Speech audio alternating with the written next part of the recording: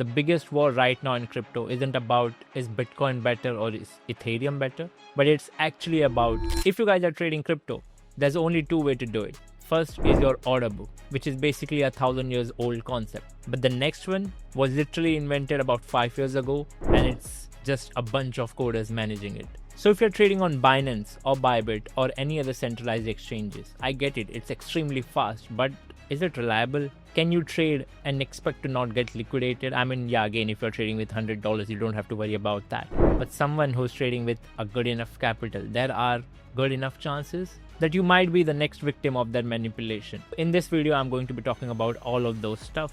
So I'll tell you this, the biggest war right now in crypto isn't about is Bitcoin better or is Ethereum better, but it's actually about the AMM versus the order book. AMM, which basically stands for automated market makers, and the order book, which we all know. And this battle decides who controls the price, who holds the money, and who gets rich in the next bull run. So most of you guys, every time when you try to enter a trade, you probably hit a buy or sell button and then just hope that trade plays out. But today I'm going to show you the engine under the hood. We are going to be looking at why the perpetual DEX are way better than any other centralized exchanges. And I'll tell you exactly which model wins in the next 5 years. So let's start with what you already know, the order book. So think of it like a car dealership, where either you come to buy a car or sell your car. So this way, the car dealers have a list of buyers and a list of sellers. So what they try to do is try to match the best buyer with the best seller. And that is basically the work of the exchange. So what are the pros? It's sniper accurate. If you are a whale moving 10 million, you want an order book because you can see exactly where the liquidity is. And the cons? It relies on a middleman. If Binance goes down, you can't trade. If WazirX steals your money, you can't do anything about it. If FTX collapses, your money is basically gone. An order book requires a centralized database to work exactly how they work, and that's not reliable. So it is fast, yes, but it is not yours. It completely relies on someone else's database for your orders to get triggered. Now let's talk about the challenger, the AMM, the automated market makers. This is completely opposite to what you guys have heard about the order book style. This is basically a vending machine of finance, specifically in crypto. There are no buyers, there are no sellers. This is just a code which is managing the price, and it is very, very, very accurate. So let me tell you more about this. Instead of matching you with a person, you trade against a liquidity pool. So now what is a liquidity pool? Liquidity pool is basically a big pile of money, but that pile of money is not controlled by someone's buy or someone's sell. It is managed by a code. So every time when you are buying or when you're selling, you're not doing it against any other investor or a trader, but you are doing it against the code. And what does the code do? It basically manages the price. So every time when there is a buy, the code will try to manage the price and keep it stable. And every time you're selling, it will do the exactly same as well. So this way, when you're trading, the manipulation chances are extremely low, because as I said, when you're trading on an order book style, the bigger players, the whale, they can literally watch you trade and they know where maximum liquidity lies and they'll try to take the price in that particular direction. But with AMM, you can't do that. You're not doing it on your own. So remember how you got some scam wicks on Binance? I mean, a wick on Bitcoin which was not seen on any other exchange but on Binance? Or that happens with any random exchanges as well. How do you justify it? Like, why did that happen? Because yeah, if Binance or Bybit and BingX and any other centralized exchange witness Bitcoin falling all the way till 70k, yeah, that makes sense. But literally on every exchange, the price of Bitcoin was 85,000. But you see on a random centralized exchange, the price went all the way till $75k. How do you explain that? I mean, that is what you call as manipulation, and that's highly possible when you are trading on an order book style exchange. So as I said, this is basically a big pile of money logged in a smart contract. And the price isn't set by a guy in suit, it is set by a math formula. So since we talked about the pros and cons of the order book, let's also talk about the pros and cons of AMM. The pros, it is always open. It cannot be banned, it cannot be stopped, and most importantly, it does not hold your money. You trade from your own wallet. And I think that is the biggest pros of all. When you are trading on a centralized exchange like Binance or Bybit, you are sending your funds into their wallet and then you can trade. So as I said, if Binance vanishes away, your funds are gone. When the FTX collapsed, their funds were gone. When the WazirX got hacked, the funds were gone. But when you are trading on a decentralized exchange, your funds, they always stay in your own wallet. You are just allowing them to have a look at your wallet, and if you've got enough funds, you can place the trade. That's all you have to do. So I think that is the biggest pros of all.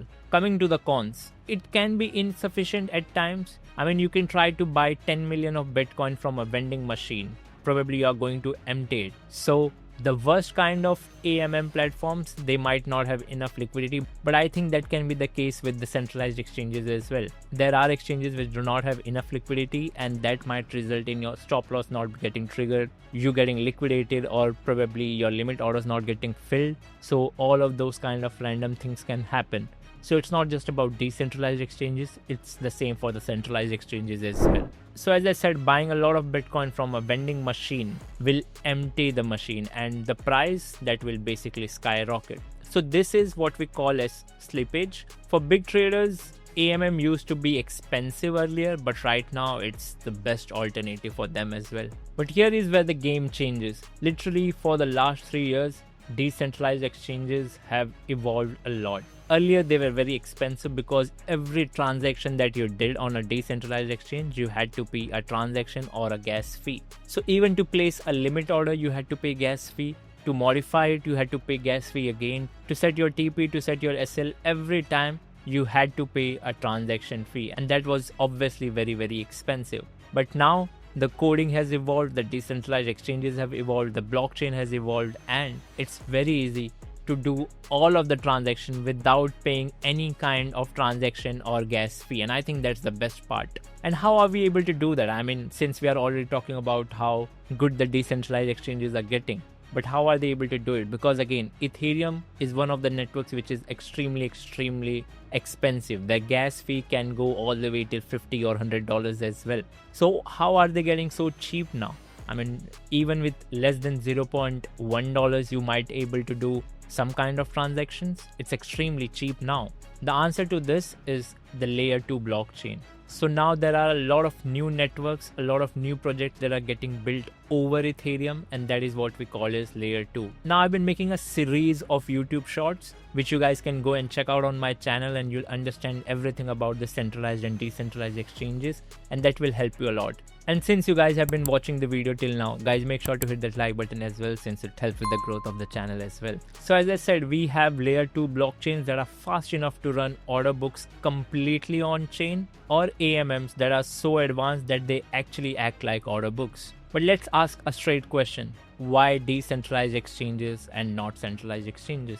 The answer to this is pretty simple, that not your keys, not your crypto. Now, why do I say that, and what does that even mean? So the line that I just said, not your keys, not your crypto, is a very old saying in crypto, because again, the whole idea, the whole functionality of crypto was built around one idea, that your funds are always supposed to stay yours. And that is what we did not get to see in centralized exchanges. Every time when you try to withdraw a big amount from your bank, they might ask the question that why do you have to withdraw this fund, and what do you need it for, and what are you going to do, and 10 random questions that you probably do not want to answer, but you'll have to, because you need to get your funds. So your funds, were they actually your funds? I mean, who's going to answer that question? But yeah, here that's not the case. You have to own your own keys, and your funds will always stay yours. So you can do any transaction whenever and wherever you want to, and no one is going to ask you any sort of questions. So that's the first thing about crypto. And now, since you are into trading, you are trading on a centralized or decentralized exchange or wherever you want to, right? The thing is,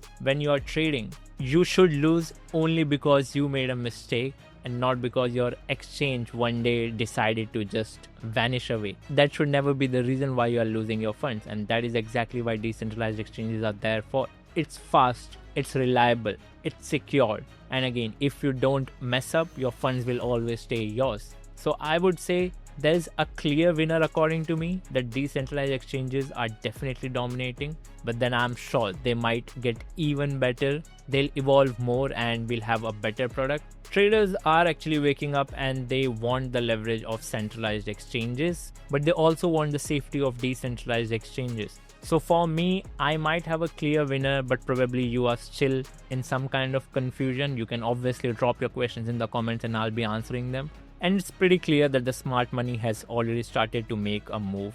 They are getting on chain, and that is where the future is as well. So if you ask me the question about centralized or decentralized exchange, I probably might have a winner.